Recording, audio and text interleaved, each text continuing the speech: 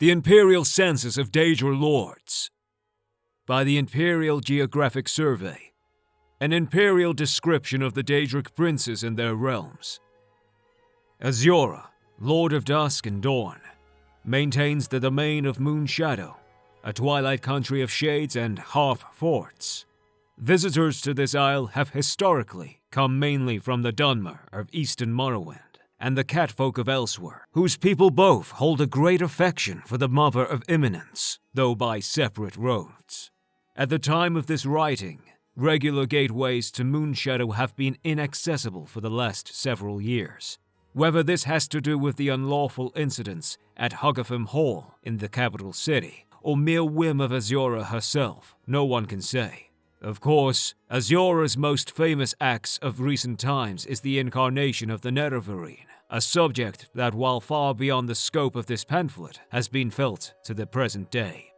Boethia, the so-called Prince of Plots, has renamed his country of labyrinthine policy and betrayals yet again.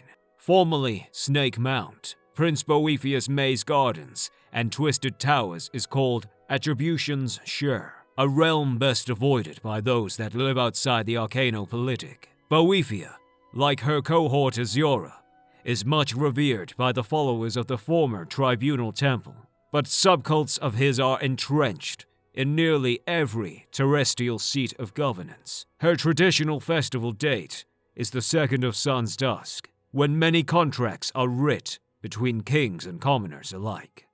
Clavicusvile, child god of the morning star, bestows a strange tranquility to his lands that seem concordant to his spheres of mockery and oath-breaking. Though what shape such concepts might take is admittedly unfathomable. Perhaps by rendering his domains as idyllic countryside, the prince exemplifies his greatest aspect, and that which ingratiates him to his many followers. The power of serenity through wish fulfillment. Only the strongest of the Emperor's servants are advised to make covenant with Prince Clavicus, and even then are warned against sipping from the bitter cup. Hermaeus Mora, the gardener of men, claims that he is one of the oldest princes, born of throwaway ideas used during the creation of mortality in the Mundus. Imperial Manonauts have verified that his influence on fate and time is real and unfeigned, implications of which tie this prince directly with Akatosh, chief of the 9 divines. Since Akatosh is the prime temporal spirit whose appearance led to the formation of the world, perhaps Hermaeus Mora speaks the truth. Nevertheless, it is the will of His Majesty Uriel VII that only on the official holiday of 5th First Seed should any propitiation to this Daedric prince be delivered. All else is mutation. Hircine's hunting grounds have been closed by consensus of the Elder Council until further notice. It is mentioned here only for the sake of completeness. Malacath holds the hardest to access of Oblivion's extant lands, the Ash Pit. As Prince Patron of the disenfranchised and cast out, it is only reasonable that the pathways to his domain take on a characteristic level of concealment. Orsinium, Kingdom of the Orcs, gives Malacath its highest esteem, which is surprising when one considers the normal orcish revilement of Daedric spirits. One might conjecture then that the rumors of Malacath not being a true Daedroth, but an imprisoned ethereal spirit are true. It would certainly fit the Prince of Exile that he be one himself. Mehrunesdagon, Lord of Razors, has proven himself time and again the enemy of the Empire. Of terrible aspect, and crowned in beaten copper, the 4-armed Prince of Destruction has troubled the borders of the Mundus with warfare, foul rumor, and force of arms. Banished to dissolution during the Weirgate massacre, and again at Kavach by battle mages of the 33rd, Mehrunesdagon is returned to oblivion once more, and the stars have foretold that his tenacity has known no forfeiture. All heroes of Cyrodiil are called upon to stand vigil against his hidden agencies. Mephala's domains in Oblivion are numerous and obscured, collected together by vast strands of magical ghost web. All of them are devoted to her spheres of sex and secret murder.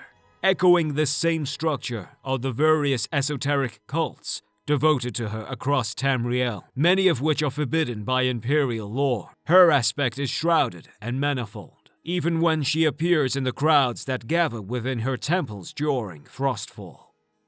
Meridia's holdings in Oblivion are collectively known as the Colored Rooms. Another prince, whose origins may not entirely be outside of the ethereal, Meridia has at several times been linked to Magnus the Sun.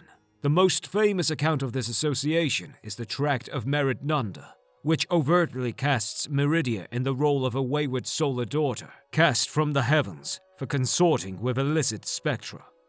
Molagbal, King of Strife, is second only to his brother Prince Mehrunesdagon in the enmity of our Emperor. His lands are the charnel houses, the slave pens of Cold Harbor, which hold no contrition for those travelers that visit them in error or purpose. That Molagbal is allowed his holiday at all harkens back to a treaty of ancient times, when he reputedly lent his infernal power to the creation of the first soul gems.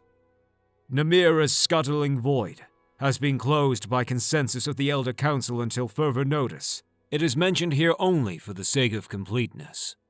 Nocturnal is accorded the title Erdra by nearly all the royalty of Oblivion.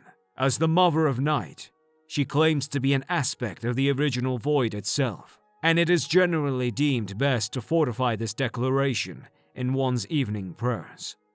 Peryite's pits have always been inaccessible to mortals. Our only real knowledge of them comes from reports of the other diabolical princes. It is said that Peryite guards the lowest orders of Oblivion, and that his summoners are to regard his likeness to Akatosh as some primordial and curious jest. Sanguine, Prince of Hedonism, lords over no less than 10 times 10,000 pleasure pockets of the void. As revelry and drunken stupor fall under this prince's influence, he has been a favorite of many emperors since the first foundation.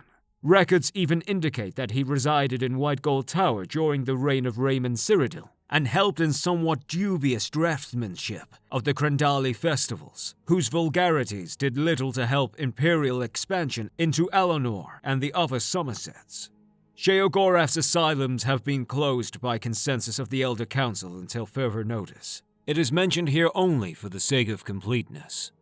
Vaermina, Prince of Omen and Dream, shares a special magiographic connection with the Mundus, since mortal sleepers often slip into her realm without any help at all. Traditional sacrifice to Vaermina is held on the 10th of Sun's height, but as with most Lux spirits, prayers to this Daedric Prince occur quite frequently, and not always before bedtime.